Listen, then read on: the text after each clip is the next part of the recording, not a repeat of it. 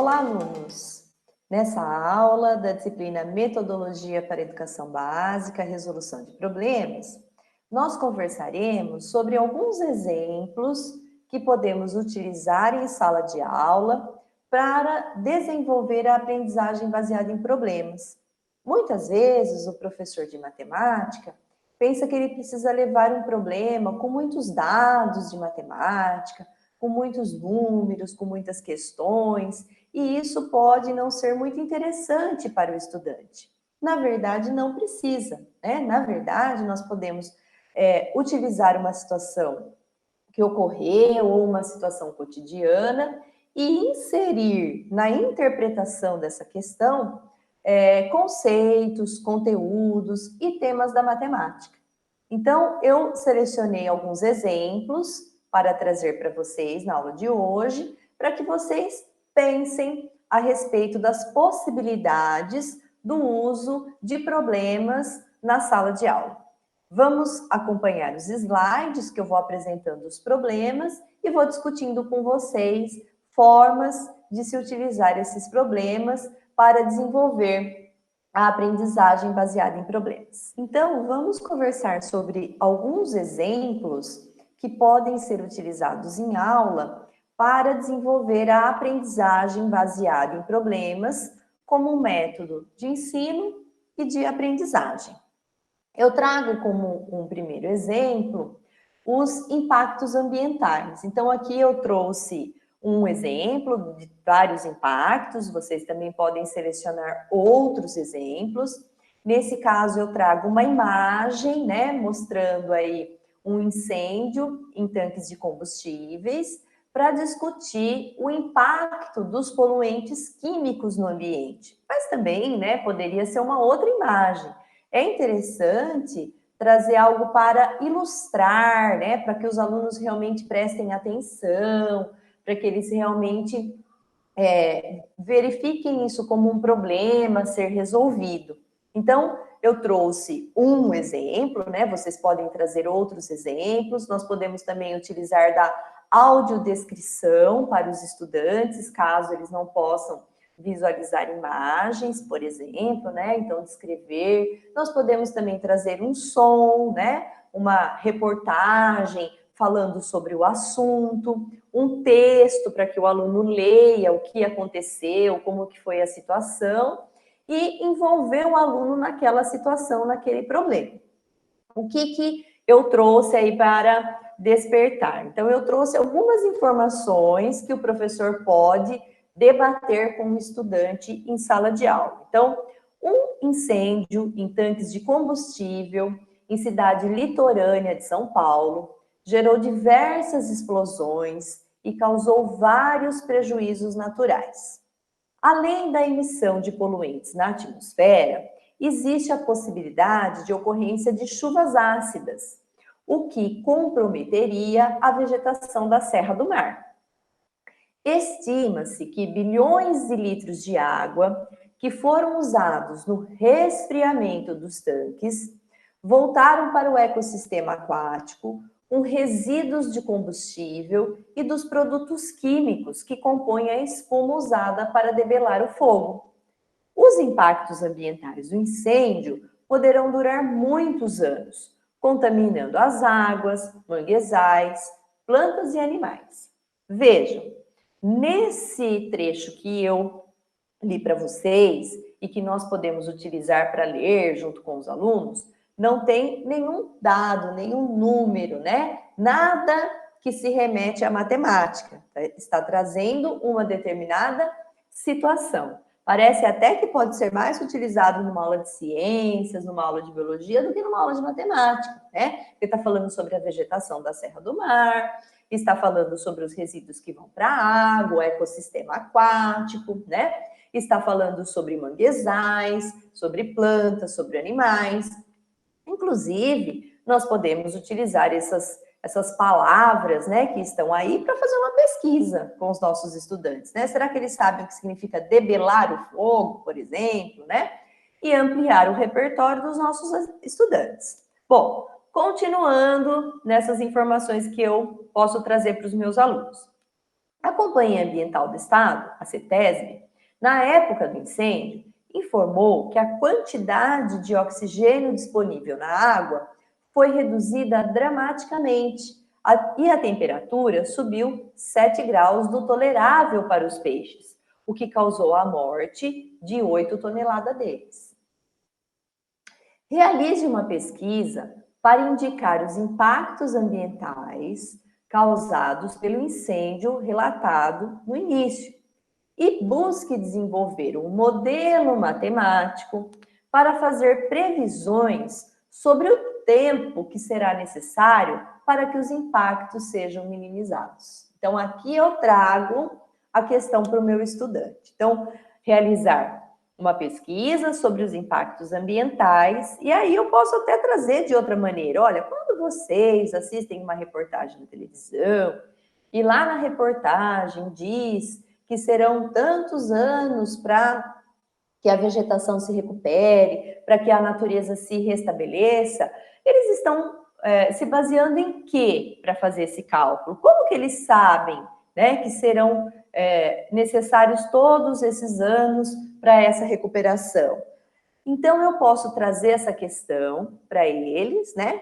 No caso aqui, eu falei sobre a construção de um modelo matemático para fazer uma previsão sobre o tempo, aí para minimizar os problemas que foram causados, e o aluno vai ter que buscar essas informações. Vejam que essas informações não estão aí, mas o que é um modelo matemático? O que seria um modelo matemático? Para que é utilizado um modelo matemático? Né?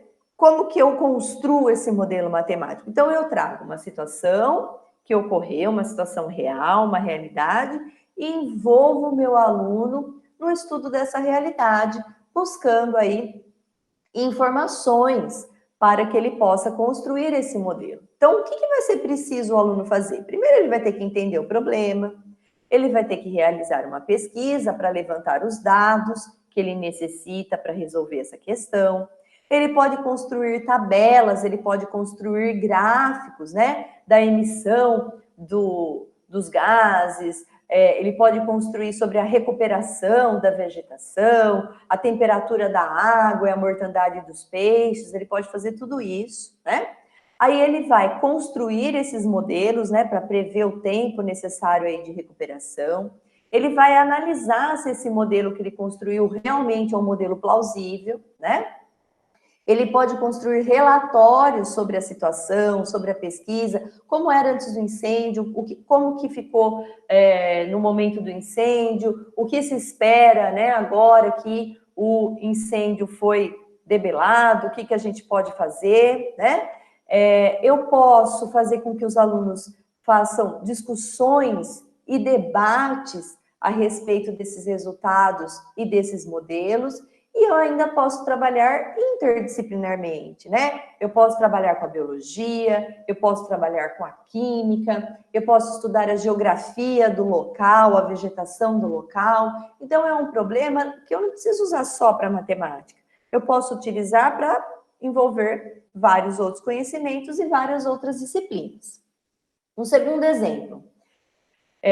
Trago uma questão aí da história, né? Que a matemática também pode trabalhar junto com a disciplina de história, e trago essa questão aí da história relacionada até com questões atuais. Então, eu trago duas imagens de Londres, e o título é Londres, o nevoeiro que matou mais de 10 mil pessoas. Então, nós tivemos aí um fato histórico na cidade de Londres, um grande nevoeiro, né? Com uma fumaça tóxica, que chegou aí a matar mais de 10 mil pessoas, tá? Isso em 1952. Então, eu posso trazer a reportagem de um jornal, de uma revista, que aborde o assunto, né?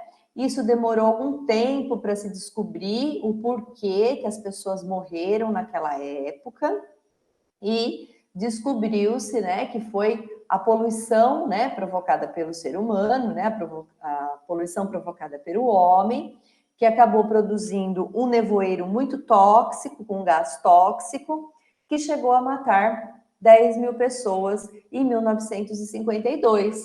Na reportagem Apresenta-se, inclusive, a fórmula química do gás que estava presente, né? No caso, foi a amônia que estava presente, quando ela reagiu, né, com o dióxido de enxofre e com o dióxido de nitrogênio, produziu a amônia ionizada, que é altamente tóxica, né? Então, essa reação, né, acabou produzindo aí uma fórmula fatal.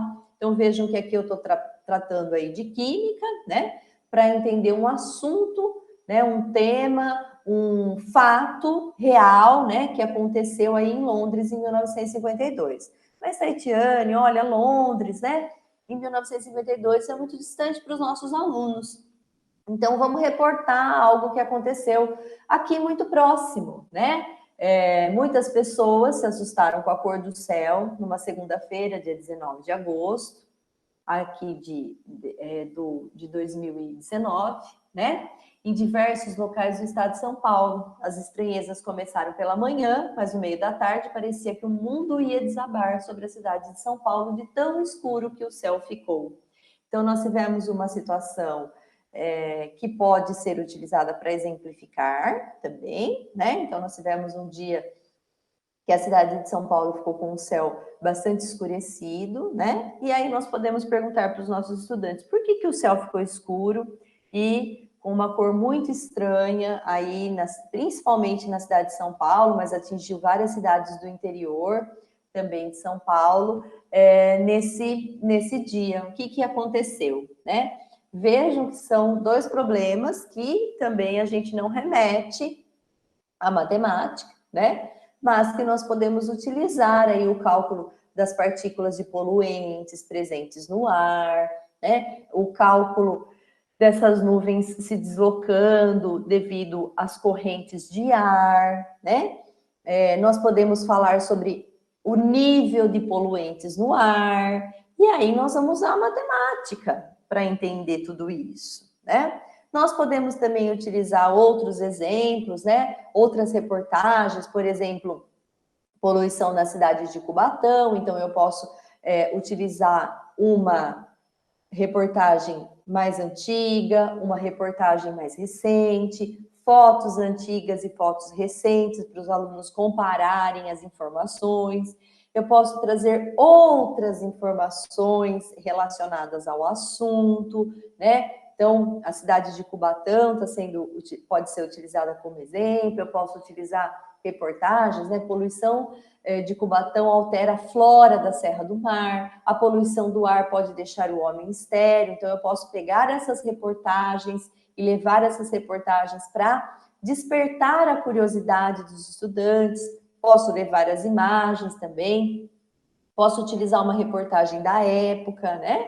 E algo que é muito comum aqui também nas cidades do interior do estado de São Paulo, que é a queimada da cana-de-açúcar, né? Então, nós também podemos utilizar aí a queimada da cana, né, que produz uma fuligem, que deixa o ar bem mais seco, a umidade do ar bem menor, principalmente entre os meses de maio até julho, até agosto, que ocorre a queimada aí da cana para produção de açúcar e álcool, principalmente aqui nas cidades do interior do estado de São Paulo. E aí eu posso calcular o impacto ambiental de tudo isso. Então, eu posso calcular o impacto ambiental da queimada, eu posso calcular o impacto ambiental da poluição, eu posso construir modelos matemáticos com os meus alunos. Então, vejam, eu estou trazendo um problema, né?